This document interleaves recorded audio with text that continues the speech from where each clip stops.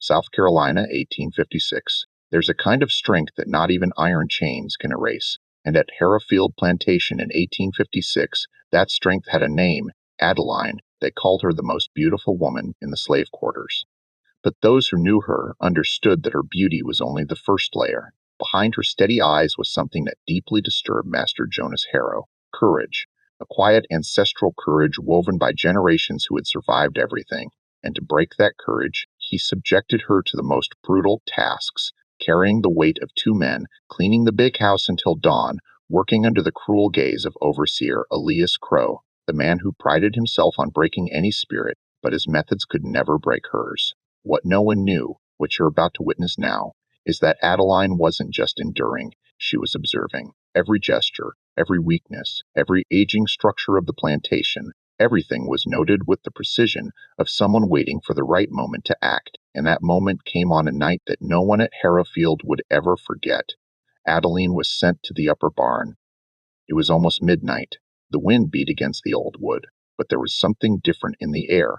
Something that would make any person hesitate, but she didn't hesitate. When Elias entered behind her to supervise, what happened next was so unexpected that even today, few have the courage to tell it.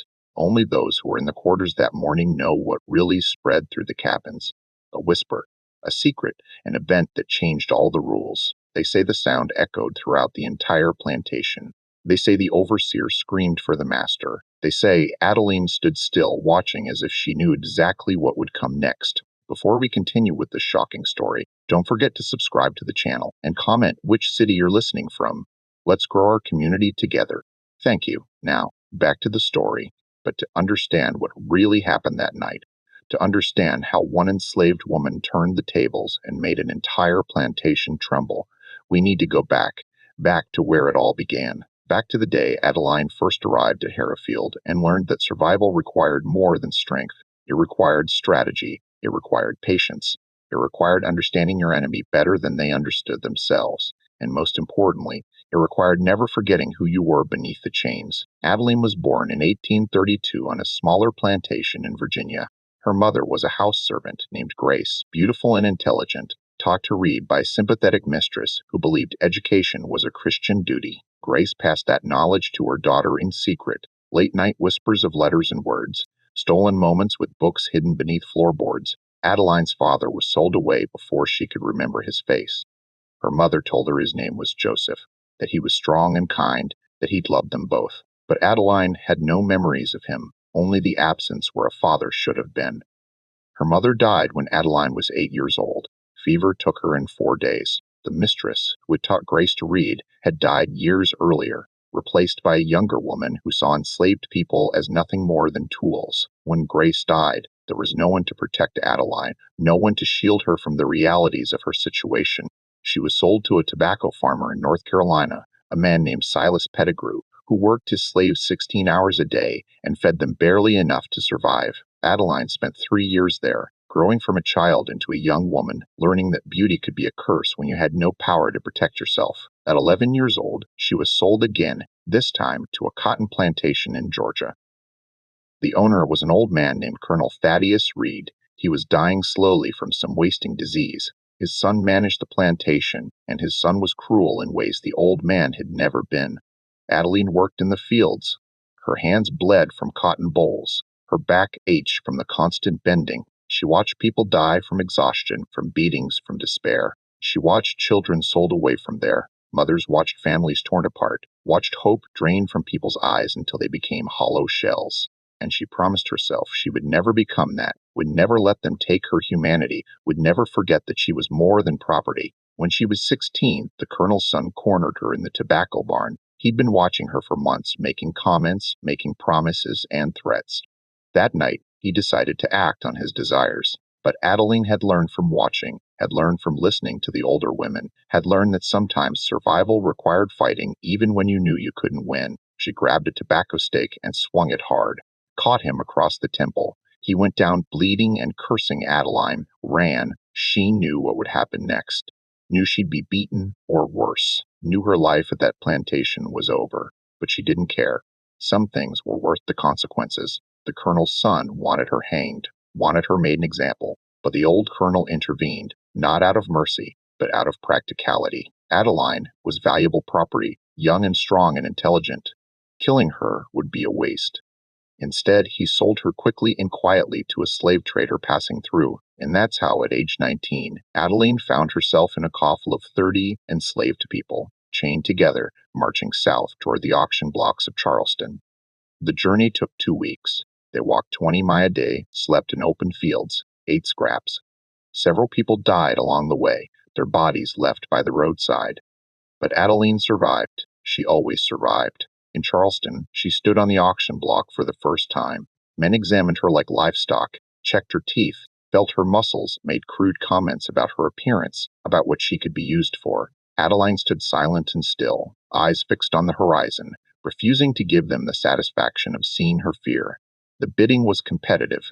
She sold for $1,200, a high price, purchased by a well-dressed man with cold eyes, Jonas Harrow, owner of Harrowfield Plantation. He looked at her once, nodded to his agent, and walked away. Adeline was loaded into a wagon with 5 other newly purchased slaves and transported inland away from Charleston, away from the coast, deep into the rural heart of South Carolina. Harrowfield Plantation was massive, 3,000 acres of cotton and rice, worked by 87 enslaved people. The big house sat on a hill overlooking the fields, white columns and wraparound porches, beautiful and terrible. A monument to wealth built on suffering. Behind it were the quarters, 2 rows of small wooden cabins, and beyond that the work buildings, barns and storage sheds, and the cotton gin, smokehouses, and blacksmith forges. Everything needed to run a self-sufficient empire. Jonas Harrow was 45 years old, a widower. His wife had died in childbirth 3 years earlier along with their son, leaving him bitter and isolated. He ran Harrowfield with absolute authority, aided by his overseer, Elias Crow.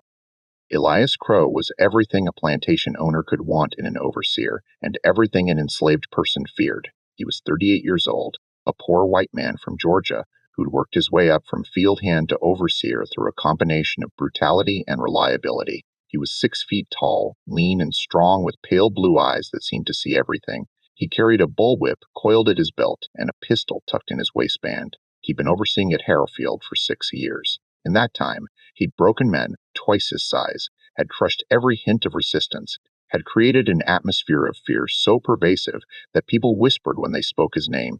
The enslaved people at Harrowfield lived under a strict routine: wake before dawn, work until dark, sleep in cramped cabins with dirt floors and leaking roofs. They were fed cornmeal and salt pork, just enough to keep them working. They were given 1 set of clothes per year, worn until they fell apart. Medical care was non-existent, unless you were valuable enough to warrant the expense of a doctor. Families were kept together only as long as it was economically convenient. Children were put to work as soon as they could walk. Old people were worked until they died. It was a system designed to extract maximum labor while providing minimum humanity. Adeline was assigned to field work initially, cotton picking during harvest season. She joined a gang of 20 women who worked from dawn to dusk with a 30-minute break for a midday meal. The work was backbreaking. The sun was merciless. But Adeline discovered she was strong, stronger than she'd realized. She could pick nearly 200 lbs of cotton a day, more than many of the men, and she did it without complaint, without showing weakness, because she understood something fundamental. In this world, strength was currency, and if you wanted to survive, you had to prove your value. But Crow noticed her for different reasons. He watched the way she moved through the fields, graceful despite the labor. Watched the way other enslaved people gravitated toward her, seeking her calm presence. Watched the way she kept her dignity even when covered in sweat and dirt, and something about that dignity offended him. He'd spent years breaking people's spirits, teaching them that they were nothing, that they had no value beyond their labor. And here was this woman who refused to learn that lesson, who carried herself like she was worth something, like she had rights, like she was human. For the first 6 months, Adeline kept her head down and her observation sharp. She learned the plantation's routines, learned which overseers were cruel and which were merely indifferent, learned which enslaved people could be trusted, and which were informants desperate to gain favor. She learned that Mama Bess, an elderly woman who'd been at Harrowfield for 40 years, was the unofficial leader of the quarters, the one people went to for advice, for healing herbs, for wisdom. Adeline befriended Mabs slowly, carefully bringing her water during hot days, helping her with heavy tasks, listening to her stories. Mavis had survived by understanding the system, by knowing how to navigate its cruelties, by teaching others to bend, but not break. She recognized something in Adeline immediately. This girl was different. This girl wasn't just surviving. She was planning, calculating, waiting for something. "What you waiting for, child?" Mama Bess asked her one night, sitting outside the cabin they shared with 4 others. "I don't know yet," Adeline admitted, "but I'll know it when I see it." Mama Bess nodded. "Just don't wait too long. Waiting can become a habit, can become a cage all its own." Adeline thought about those words often in the months that followed. The plantation had a blacksmith named Samuel. He was 24 years old, born at Harrowfield. His mother had died in childbirth, and his father had been sold away when Samuel was 10. He'd been apprenticed to the previous blacksmith, and had learned the trade well. He was valuable to Harrow because he could repair tools and equipment, could shoe horses, could do the work that would otherwise require paying a white tradesman. This gave Samuel a small amount of autonomy, a tiny space of freedom within the prison of slavery, and he used that space to think, to plan, to imagine possibilities. Samuel noticed Adeline during her second month at Harrowfield, noticed not just her beauty but her intelligence, the way she observed everything, the way she never wasted motion or words, the way she carried herself with quiet dignity. He engineered opportunities to speak with her, offered to repair a broken hoe handle, to fix a bent nail, small excuses to be near her. At first, Adeline was suspicious. She'd learned that attention from men usually meant danger, but Samuel was different. He treated her with respect, spoke to her like an equal, listened when she talked slowly, carefully. They became friends. They would meet sometimes after dark, sitting outside Samuel's forge, where the dying coals provided light and warmth. They would talk in low voices about everything and nothing, about the past and the impossible future. Samuel told her he'd tried to run away when he was 16, had made it 40 miles north before dogs tracked him down.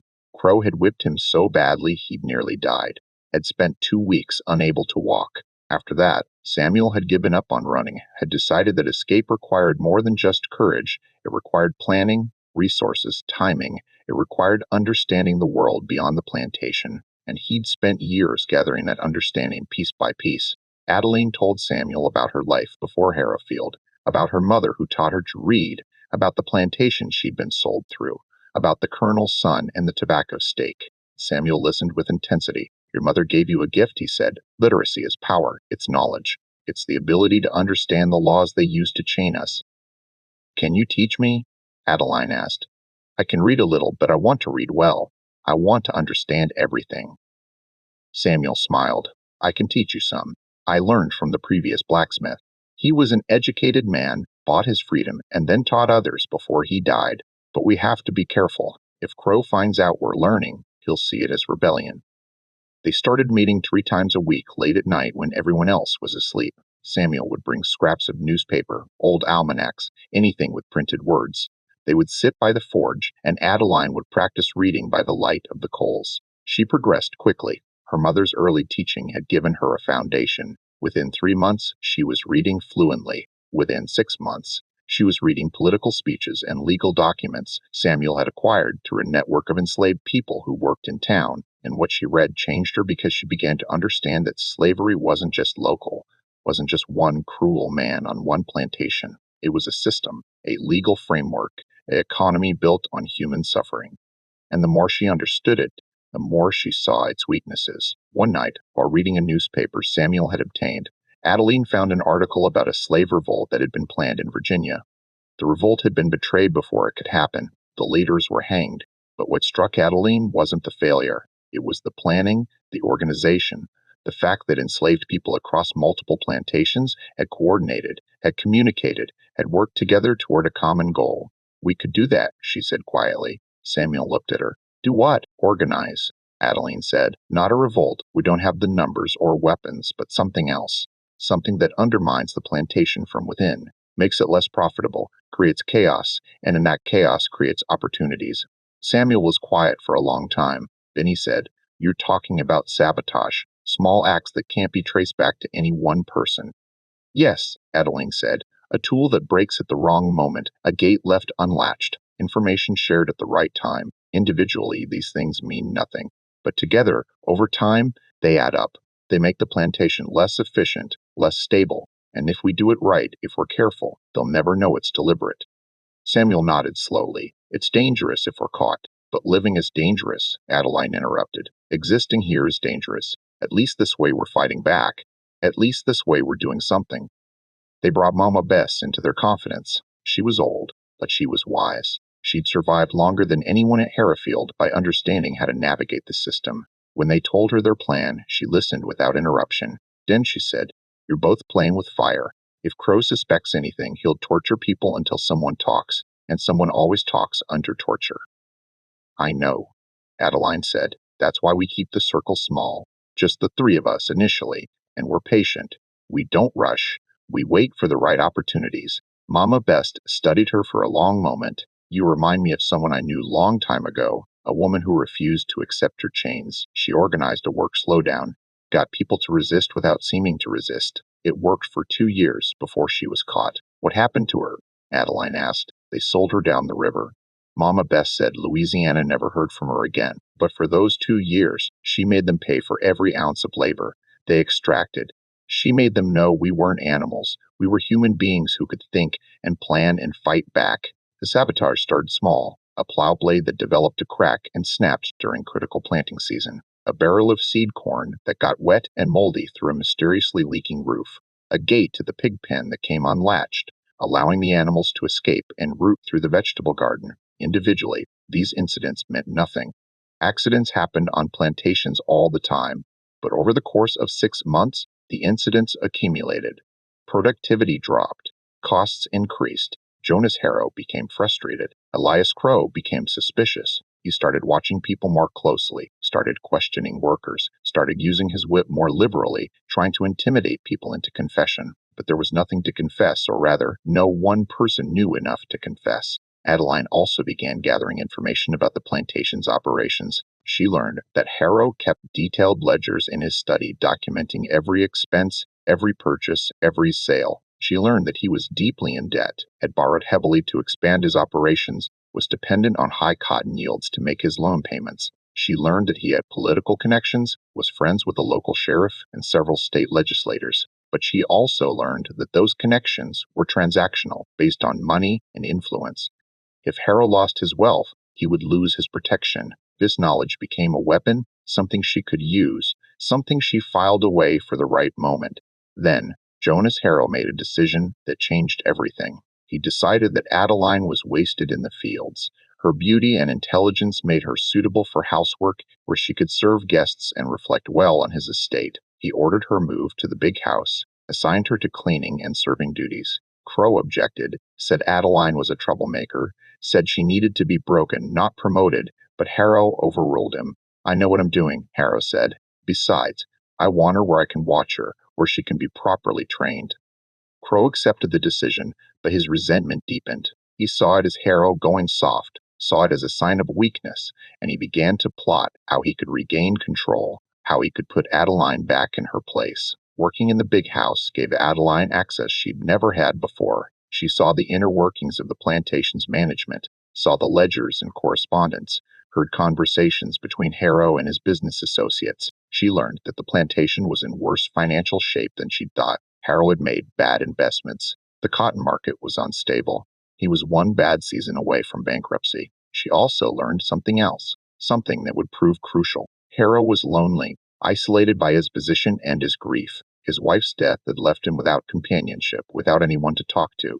And in Adeline, he began to see not just a servant, but someone intelligent enough to converse with, someone who could fill the silence of his empty house. He started calling her to his study in the evenings, ostensibly to serve him drinks, but really just to have someone present, someone to talk at. He would drink whiskey and ramble about his problems, his debts, his frustrations with Crow, his memories of his wife. Adeline would stand silently, expressionless, but inside she was cataloging everything, every complaint, every vulnerability, every piece of information that might someday be useful. And slowly, carefully, she began to respond, not with opinions that would be too bold, but with careful questions, innocent-seeming inquiries that encouraged him to reveal more. One night after several drinks, Harold looked at her and said, "You're not like the others. You understand things. Someone taught you well." "My mother," Adeline said quietly. She believed education was important, even for people like us. People like us, Harrow repeated. You mean slaves? He seemed to be testing her, seeing how she'd respond. I mean people who others think are less than human, Adeline said, meeting his eyes. But who know better? Harrow stared at her for a long moment, then laughed. It wasn't a cruel laugh, but a surprised one. You're dangerous, he said. You're the most dangerous kind of slave, the kind who thinks, who questions, who refuses to accept their station. But I admire that. I find it stimulating. From that night forward, their relationship changed subtly. Harrow began to treat Adeline differently, not as an equal. He would never go that far, but as something more than property. He gave her better clothes, better food, moved her into a small room in the big house instead of making her walk back to the quarters each night. Other enslaved people noticed the preferential treatment. Some were jealous, some were worried.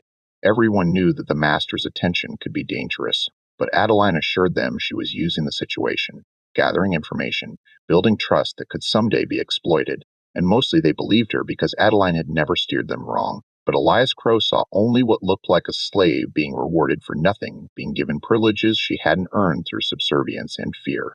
It offended his sense of how the world should work, offended his belief that enslaved people should be kept broken and afraid. He began to watch Adeline obsessively, waiting for her to make a mistake, waiting for an opportunity to expose her to prove to Harrow that she was manipulating him to restore the proper order where overseers like Crow held the real power and masters like Harrow simply provided the authority. Months passed. Adeline's position in the household became more secure. She had access to almost every room, was trusted to handle correspondence, to manage household accounts, to interact with visitors. She used this access carefully, copying documents when possible, memorizing conversations, building a detailed understanding of Harrow's business dealings and personal connections. She also maintained her connection with Samuel and Mama Bess, meeting them when she could, sharing information, continuing the small acts of sabotage that slowly undermined the plantation's efficiency. Then Samuel received news to the underground network of enslaved people who communicated between plantations. There were white people in the North,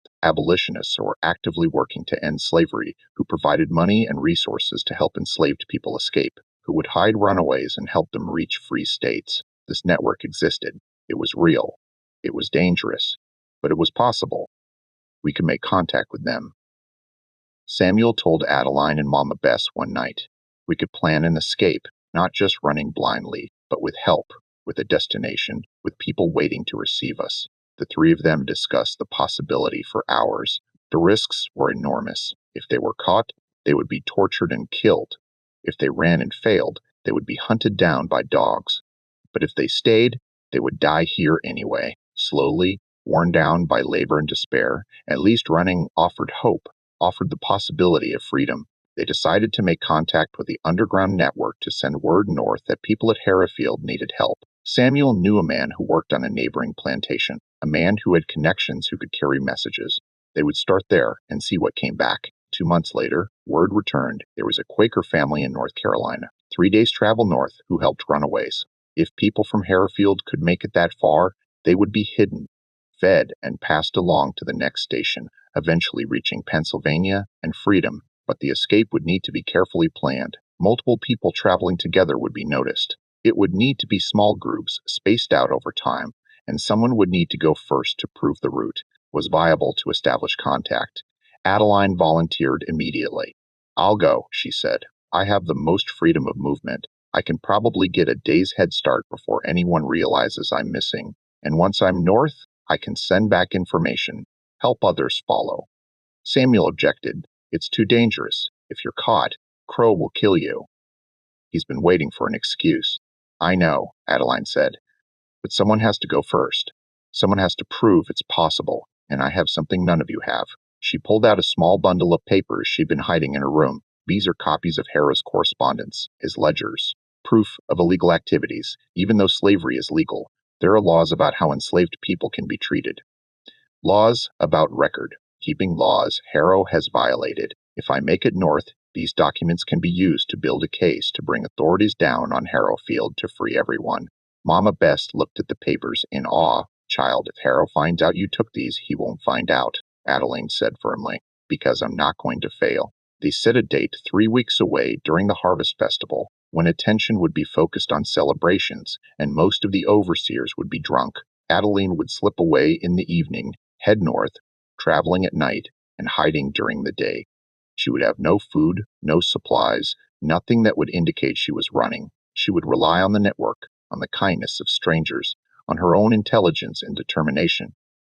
Samuel made her a small knife from scrap metal in his forge. It wasn't much, but it was something.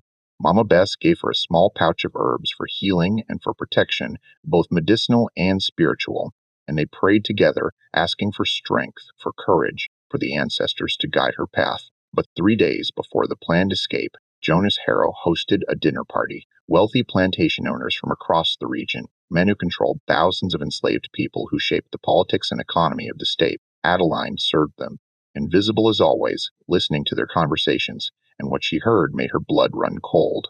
They were discussing secession, discussing the possibility of war with the North, discussing what would happen to their human property if abolition was forced upon them. And Jonas Harrow said something Adeline would never forget. If it comes to war, if they try to take our property, I'll burn this entire plantation to the ground with every slave locked inside before I let them steal what's mine. The other men murmured agreement, nodded their heads, raised their glasses in a toast to Southern pride and property rights. Adeline stood against the wall, her face perfectly neutral. But inside she was screaming with rage. These men, these wealthy, powerful men, would rather commit mass murder than acknowledge the humanity of the people they claimed to own, would rather destroy everything than admit they were wrong. And in that moment, Adeline's plan changed. She would still run, would still try to reach the North, but if she failed, if she was caught, she would make sure Jonas Harrow paid, would make sure this plantation burned, not with enslaved people locked inside, but with only its guilty owners to suffer the flames. The night of the harvest festival arrived. Enslaved people from across the plantation gathered in the largest barn. There was food, more than usual, and music, fiddles and drums, people dancing and singing, trying to find joy in the brief respite from labor. Jonas Harrow and his overseers watched from the barn entrance, enjoying the spectacle, congratulating themselves on being benevolent masters who allowed their property such privileges. Adeline moved through the crowd, saying quiet goodbyes to people who didn't know they were goodbyes, hugging Mama Bess a little longer than usual, clasping Samuel's hand and holding his eyes, telling him without words that she would make it, that she would send for him, that this wasn't the end, but the beginning. As the evening wore on, as the overseers got drunk and distracted, Adeline slipped out of the barn, walked calmly toward the big house as if going to fetch something, but once she was out of sight, she kept walking past the big house, past the quarters, toward the tree at the edge of the property. Her heart pounded, but her steps were steady. She'd been preparing for this moment for months, had memorized her route, had hidden a few supplies at strategic points along the way. She reached the trees and disappeared into the darkness. Behind her, the sounds of the festival continued. No one noticed she was gone. No one would notice for hours. By the time they did, she'd have a significant head start. Adeline walked through the night, following creek beds and game trails, avoiding roads, heading north by the stars. She'd studied the night sky from Samuel, who'd learned it from the previous blacksmith, knew how to navigate by the North Star, how to find direction even when clouds covered the sky. She walked for 6 hours without stopping, putting as much distance as possible between herself and Harrowfield. By dawn, she was 10 miles away. Exhausted but exhilarated, she found a thick grove of pine trees, crawled into the center where she couldn't be seen from outside, and slept for 4 hours. She woke to the sound of dogs, distant but distinct bloodhounds baying on a trail, her trail. They discovered her absence, probably when the festival ended and she didn't return to her room. Crow would have organized a search party immediately, would have sent the dogs out with something that carried her scent. And now they were coming faster than she'd expected. She abandoned her hiding place and ran, heading deeper north, trying to reach the river Samuel had told her about. Water would hide her scent. Water would give her a chance. But the dogs were getting closer. She could hear them clearly now, could hear men's voices shouting. She ran harder, her lungs burning, her legs screaming, branches tearing at her clothes and face. She broke through the tree and saw it. The river wide and fast moving. She didn't hesitate, plunged in. The current was stronger than she expected. It pulled her downstream. She fought to keep her head above water, to swim toward the opposite bank, but the current was relentless. She went under, surfaced, gasping, went under again. Her dress was heavy, dragging her down. She tore at the buttons, managed to shrug it off, wearing only her shift now. She swam with everything she had, reached the far bank, and pulled herself out, collapsed on the muddy shore. The dogs reached the near bank moments later. They ran back and forth, confused, whining. They'd lost the scent. Crow and 3 other men arrived on horseback. Crow stared across the river at the empty far bank. "She's over there somewhere," he said. "Spread out. Find where she came out." But the river was a slash 4-mile wide at this point. There were dozens of places she could have emerged, and tracking through water was nearly impossible. The search party split up, began searching both banks, but they were moving slowly, unsure, and Adeline used that uncertainty to gain more distance. She ran parallel to the river for several miles, then cut east into the hills. The terrain was rougher here, rocky and steep, harder to track. She climbed until her legs gave out, found a cave, really just an overhang of rock, and hid there. From her vantage point, she could see back the way she'd come, see the distant figures of men on horseback, see the dogs running in confused circles, see Crow's frustration even from this distance. She watched until evening, until the search party gave up and headed back toward Harrowfield. Only then did she allow herself to believe she might actually make it. That night, Adeline continued north, walking through darkness, falling and getting back up, cutting her feet on rocks, tearing her hands on thorns, but moving, always moving. By dawn of the second day, she was nearly 30 miles from Harrowfield, far beyond where any previous runaway had made it. She was in territory she didn't know. Following instinct and the stars and desperate hope, she found wild berries and ate them, drank from streams, tried not to think about how hungry she was, how tired, how much her body hurt. She just focused on the next mile, the next hour, the next step. On the third day, she saw a farm in the distance, a small homestead, and something about it looked different. The barn was painted. The fences were well maintained. There was a windmill turning slowly. It looked prosperous, but not in the way plantation bakehouses did.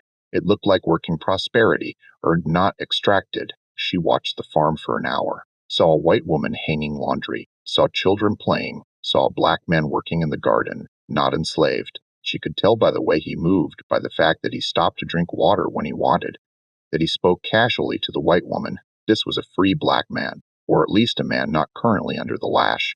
Adeline made a decision.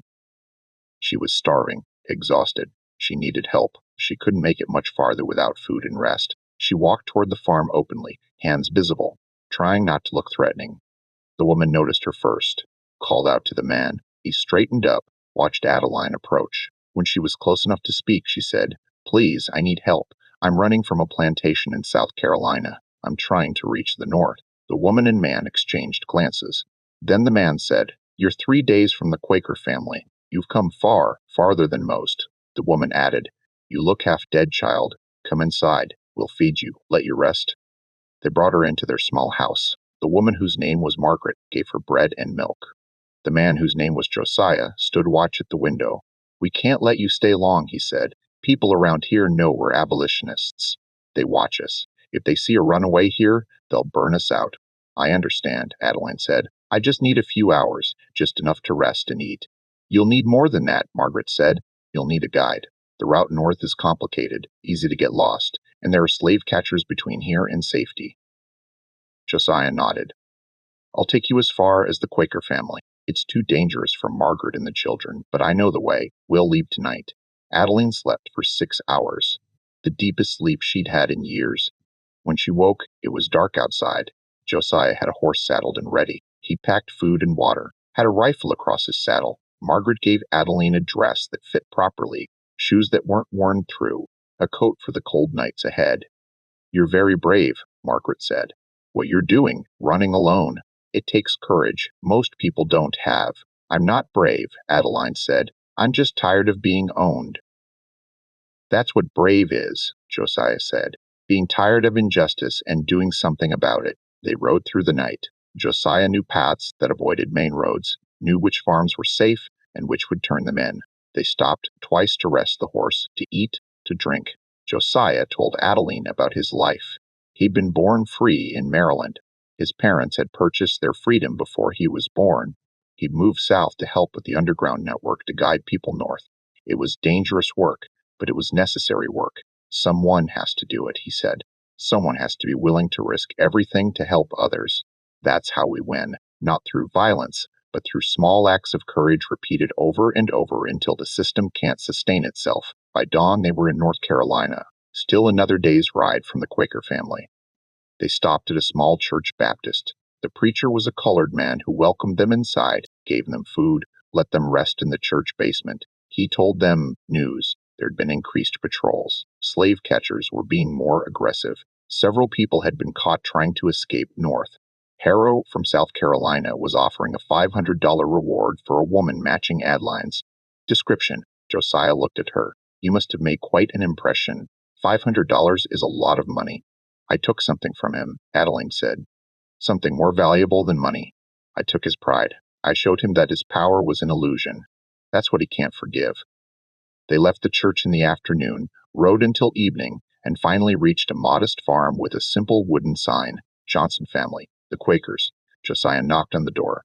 An older white man answered, graybeard, plainclothes. He looked at Adeline and nodded. Thee is welcome here, he said in the formal Quaker manner. Come inside, rest. Thee is safe now. Josiah clasped Adeline's hand. This is where I leave you, he said.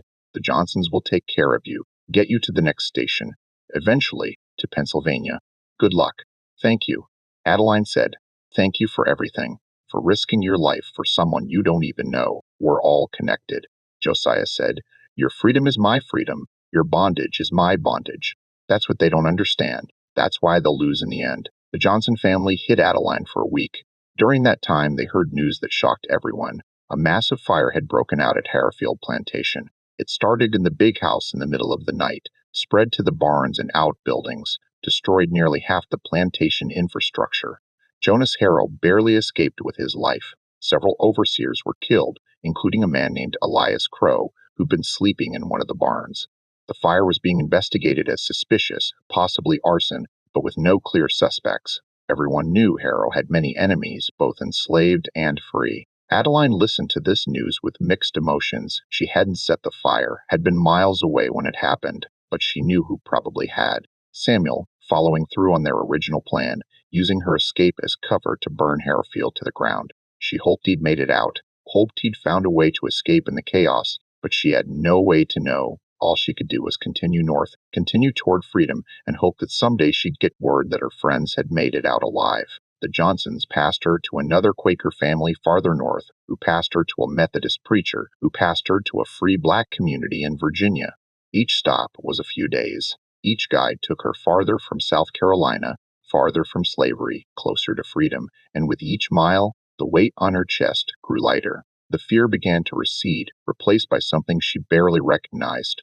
Hope, real, genuine hope that she might actually make it, that she might actually taste freedom. 6 weeks after leaving Harrowfield, Adeline crossed into Pennsylvania, a free state. She was brought to Philadelphia to a boarding house run by the Pennsylvania Abolition Society. They gave her a room, food, clothes, safety, and for the first time in her life, Adeline was free. Truly free. She stood in her small room, looked in the mirror, saw a woman she barely recognized. Thinner, harder, scarred, but unbroken, and she allowed herself to cry, to release years of rage and pain and grief, to mourn everything she'd lost and everyone she'd left behind, to grieve for her mother, for her father she'd never known, for every enslaved person still suffering in chains. But she didn't cry for long, because freedom brought responsibility, brought opportunity, brought the chance to fight back in ways she'd never been able to before. She still had the documents she'd stolen from Harrow, the evidence of his crimes. She gave them to the Abolition Society. They used them to build a case, to publish exposés, to name Harrowfield Plantation as an example of ongoing atrocities, to put political pressure on local authorities. It wouldn't free anyone immediately. The system was too corrupt for that, but it planted seeds, created cracks in the foundation, contributed to the mounting tension that would eventually explode into war. Adeline also began working with the Underground Railroad from the other end, helping new arrivals, teaching them to read, helping them find work, giving them the tools to build new lives. 3 months after she arrived in Philadelphia, Samuel appeared. He'd escaped during the fire, had been passed north through the same network. When they reunited, it was like finding family, like discovering that not everything had been lost.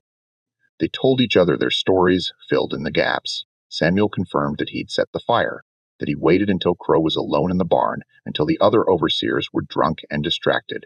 Then he'd struck. I burned it down, he said. The big house, the barns, everything. I made sure people got out first, warned everyone in the quarters, But the overseers, Crow and his men, them I locked in. Let them burn. I'm not sorry I'd do it again. Adeline took his hand. I'm not sorry either, she said. They deserved worse. Samuel nodded. Mama Best made it out, too. She's at the next station. Should be here in a few weeks. There's about 15 of us total who escaped. The rest scattered or went to other plantations. Harrow's ruined, though. His plantation is destroyed. His reputation is destroyed. Even his political friends have abandoned him. We won. Adeline said quietly, not completely, not yet. But we struck a blow. We showed them that enslaved people aren't powerless, that we can fight back, that we will fight back. 5 years later, Adeline and Samuel were married. They had 2 children. They bought a small house. Adeline had become a teacher at a colored school. Samuel worked as a blacksmith. They were building the life that had been stolen from them, living the freedom they'd fought for. But they never forgot where they came from, never forgot the people still suffering in bondage. They continued working with the abolition movement, with the Underground Railroad, helping others escape, telling their stories, bearing witness to the truth of slavery's cruelty. When the Civil War began in 1861, Adeline was 29 years old. She volunteered with the Contraband Relief Association, helping formerly enslaved people who fled to Union lines, providing food, clothing, education, support. She also served as a scout and spy for Union forces using her knowledge of Southern plantations, her ability to pass in certain spaces, her intelligence and courage to gather information that helped win battles, helped free communities, helped end the war faster. Samuel joined the United States Colored Troops, fought in several major battles, survived the war, and returned home with honor. After the war ended and the 13th Amendment abolished slavery, Adeline did something she'd been planning for years. She returned to South Carolina, not to Harrowfield. That plantation had been destroyed during the war, but to the county, to the region. She came with federal authorities with documentation, with witness testimony. She came to ensure that Jonas Harrow faced justice for his crimes. But when she arrived, she learned that Harrow had died 2 years earlier, broken and impoverished, living in a small house in town. All his wealth and power gone, destroyed by the fire Samuel set, by the war, by the collapse of the system he'd built his life upon. Some people told Adeline she should feel cheated, that Harrow had escaped earthly justice. But she didn't feel cheated. She felt victorious, because Harrow had lived long enough to see everything he valued destroyed, had lived long enough to experience powerlessness, to understand what it felt like to have your world taken away. That was justice enough. What mattered more was helping the people who'd survived, the formerly enslaved people who now faced an uncertain freedom, who needed education, land, opportunity, tools to build new lives. Adeline spent the next 30 years doing that work, building schools, organizing communities, fighting for civil rights and equal treatment under the law. She lived to be 71 years old, died in 1903 in Philadelphia, surrounded by children and grandchildren and great-grandchildren, all of them free, all of them educated, all of them carrying forward the legacy of resistance and resilience she'd embodied. In her final days, she told them stories, made sure they understood where they came from, made sure they knew the price that had been paid for their freedom, made sure they understood that freedom isn't a gift, it's something you fight for, something you protect, something you pass on to the next generation. The night before she died, Adeline's oldest granddaughter asked her, "Grandmother, were you scared that night you ran away? Were you terrified?" Adeline thought for a long moment, then said, "I was terrified every day of my life until I ran, scared of being beaten, scared of being sold, scared of what men like Crow would do to me, scared that I'd die without ever knowing freedom. But the night I ran, the moment I stepped into those trees and chose to risk everything, that was the first time I wasn't scared, because I'd finally taken control. I'd finally made a choice that was mine. And once you make that choice, once you decide that freedom is worth dying for, fear loses its power over you." She closed her eyes, smiled, and said, "They called me the most beautiful woman in the slave quarters. But beauty had nothing to do with it. What made me dangerous, what made me powerful, was that I refused to believe their lies. I refused to accept that chains defined me. I refused to let them steal my humanity. And that refusal, that simple, stubborn refusal to accept bondage, that's what gave me strength.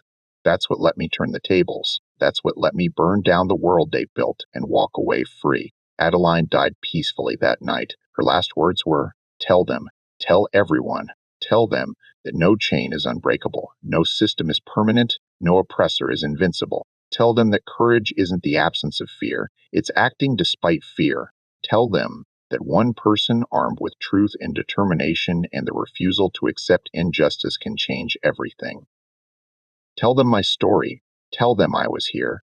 Tell them I was here. Tell them I fought back. Tell them I won. And her family did tell. They told her story for generations, passing it down, keeping it alive, making sure Adeline's courage and sacrifice and victory were never forgotten, making sure that everyone who heard it understood that resistance is always possible, that freedom is always worth fighting for, that the human spirit cannot be chained, no matter how heavy the iron. And that's the true power of Adeline's story. Not just that she escaped, not just that she survived, but that she proved something fundamental about human dignity, about the unstoppable force of people who refuse to be broken, about the inevitable triumph of those who fight for justice no matter the cost. They called her the most beautiful woman in the slave quarters.